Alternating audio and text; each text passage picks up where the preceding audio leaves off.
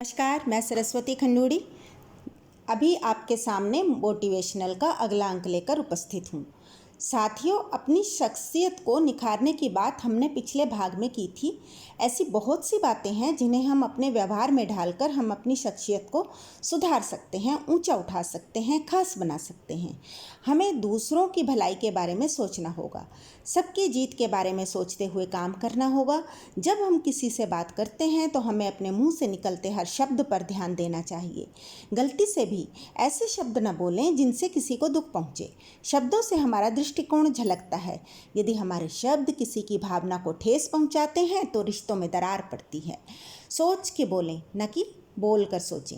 ज़रूरत से ज़्यादा बोलने का मतलब यह नहीं होता कि आप बातचीत करने में कुशल हैं। बोलें कम, कहें ज़्यादा।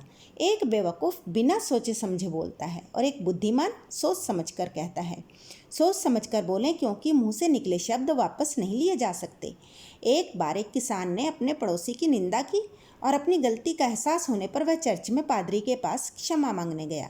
पादरी ने उससे कहा कि वह पंखों से भरा एक थैला शहर के बीचों बीच बिखेर दे। उसने वैसा ही किया। फिर पादरी ने कहा कि जाओ और सभी पंख थैले में भरकर वापस ले आओ।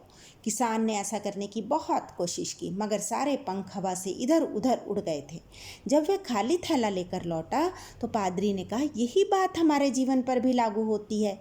तुमने बात तो बड़ी आसानी से कह दी, लेकिन उसे वापस नहीं लिया जा सकता है। इसलिए शब्दों के चुनाव में ज़्यादा सावधानी बरतनी चाहिए। कभी किसी की आलोचना और शिकायत न करें, अर्थात किसी के बारे में नकारात्मक न बोलें। यदि आलोचना करनी पड़े तो रचनात्मक आलोचना करें। रचनात्मक आलोचना किसी को नीचा दिखाने के लिए नहीं की जाती, बल्कि मदद के इरादे से की जाती है। आलोचना कीजिए। आलोचना करते समय समस्या का हल पेश करना भी ज़रूरी है। कभी किसी के व्यवहार की आलोचना न करें, क्योंकि इससे उसके स्वाभिमान को ठेस पहुंचती है। सहायता करने की इच्छा होने पर ही आलोचना करने का हक मिलता है। यदि आलोचना करने में आनंद नहीं मिल रहा तो उसे आलोचना करने का हक है, लेकिन यदि आलोचना करने में मज़ा आने लगे तो रोक देनी चाहिए। और यदि कभी कोई दूसरा आपकी आलोचना करे, उसे स्वीकार भी करना चाहिए। आलोचना करने से बचें। आलोचना हमेशा दो वजह से की जाती है, एक अज्ञानता और दूसरी जलन। रचनात्मक आलोचना स्वीकार करने की काबिलियत न होना कमज़ोर स्वाभिमान की निशानी है। हमेशा रचनात्मक आलोचना को दरियादिली के साथ स्वीकार करना चाहिए, मनमुटाव के साथ नहीं।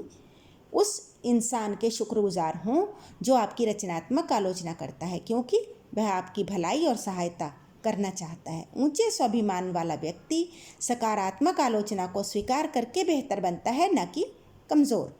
ज़्यादातर लोगों की समस्या ये है कि वह सही आलोचना को स्वीकार नहीं करते और झूठी तारीफ सुनकर बर्बाद होना पसंद करते हैं। धन्यवाद।